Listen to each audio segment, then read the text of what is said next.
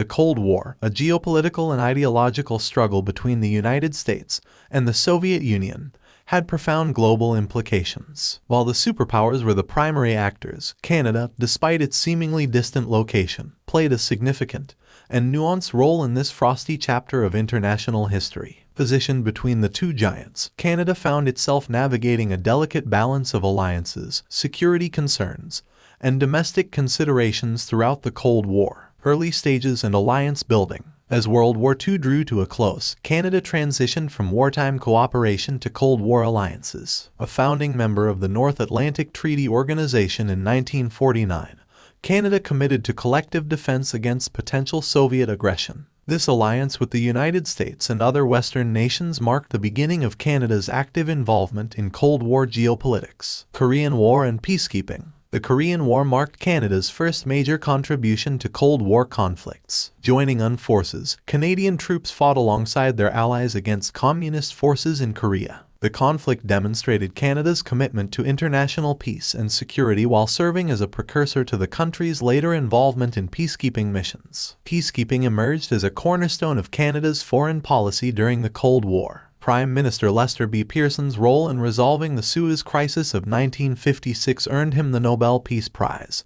solidifying Canada's reputation as a mediator and peacekeeper on the world stage. NORAD and security concerns. Given its proximity to the United States, Canada became deeply involved in continental defense. The North American Aerospace Defense Command, established in 1958, exemplified the close military cooperation between the two nations. NORAD's purpose was to monitor and defend North American airspace against potential Soviet threats, symbolizing Canada's commitment to its Cold War alliance. Diefenbunker and civil defense. Internally, Canada implemented civil defense measures to prepare for potential nuclear conflict. The construction of the Diefenbunker, an underground bunker near Ottawa, showcased Canada's commitment to protecting its government and military leadership in the event of a nuclear attack. While never used for its intended purpose, the Diefenbunker remains a Cold War relic and a testament to Canada's preparedness during those tense years. Diffusing tensions, diplomacy with the Soviet Union. Canada also engaged in diplomatic efforts to diffuse tensions between the superpowers. The Canadian government, under leaders like Lester B. Pearson and Pierre Trudeau, sought to maintain open channels of communication with the Soviet Union. This diplomatic approach aimed at easing Cold War hostilities and preventing the escalation of conflicts that could have had devastating consequences for global peace. Canada's role in the Cold War was marked by a delicate dance between its alliances, security concerns,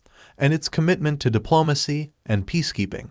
Positioned strategically between the superpowers, Canada contributed to the broader geopolitical landscape by actively participating in alliances, engaging in peacekeeping missions, and serving as a diplomatic bridge during a tumultuous period in history. As we reflect on Canada's Cold War legacy, it is evident that this northern nation played a crucial role in shaping the course of global events during one of the most challenging and complex periods of the 20th century.